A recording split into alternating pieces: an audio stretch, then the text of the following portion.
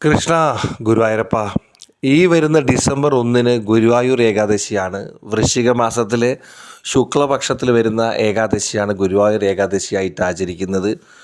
പലരും ചോദിക്കുന്ന ചോദ്യമാണ്, എങ്ങനെയാണ് ഗുരുവായൂർ ഏകാദശി വ്രതം എടുക്കേണ്ടത് എന്നുള്ളത്. മനസ്സറിഞ്ഞ് പൂർണ്ണ ഭക്തിയോടെ ഗുരുവായൂർ ഏകാദശി വ്രതം അനുഷ്ഠിച്ചാൽ 7 ജന്മങ്ങളിലെ പാപങ്ങൾ ഇല്ലാതാവും എന്നാണ് വിശ്വാസം.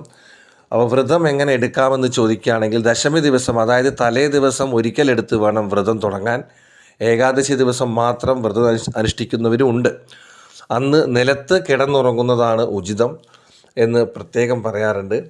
ഏകാദശി ദിവസം സൂര്യോദയത്തിന് മുൻപ് ഉണർന്ന് ശുഭവസ്ത്രം ധരിച്ച് ഭഗവത് നാമങ്ങൾ ചൊല്ലുക. വിഷ്ണു സഹസ്രനാമം, ഭഗവത്ഗീത, നാരായണീയം, ഭാഗവതം തുടങ്ങിയ കീർത്തനങ്ങൾ ഭഗവാന്റേതായിട്ടുണ്ട്.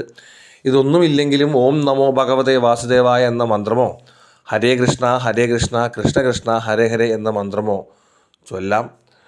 ഭഗവത് കീർത്തനങ്ങൾ കേൾക്കുകയും വിഷ്ണു ക്ഷേത്രങ്ങളിൽ ദർശനം നടത്തുകയും ചെയ്യുന്നത് വളരെ ഉത്തമമാണ്. ക്ഷേത്രത്തിൽ ഭഗവാന് 4 പ്രദക്ഷിണമാണെന്ന് വെക്കേണ്ടത്. തുളസിമാല, തൃക്കൈവെണ്ണ, പാൽപ്പായസം, പുരുഷ സൂക്തം, വിഷ്ണു സൂക്തം, ഭാഗ്യസൂക്തം തുടങ്ങിയ വഴിപാടുകളൊക്കെ നടത്തുന്നത് ഐശ്വര്യപ്രദമാണ്.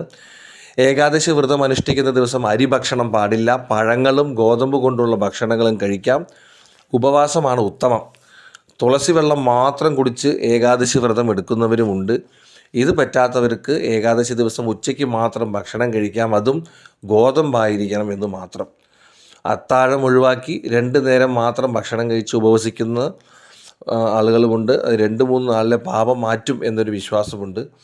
ദിവസം മുഴുവൻ ഭക്ഷണം കഴിക്കാതെ ഭാഗവത് നാമങ്ങൾ ഉരുവിട്ട് വ്രതം അനുഷ്ഠിക്കുന്നവർക്ക് 7 ജന്മങ്ങളിലെ പാപം മാറുമെന്നും വിശ്വാസമുണ്ട്.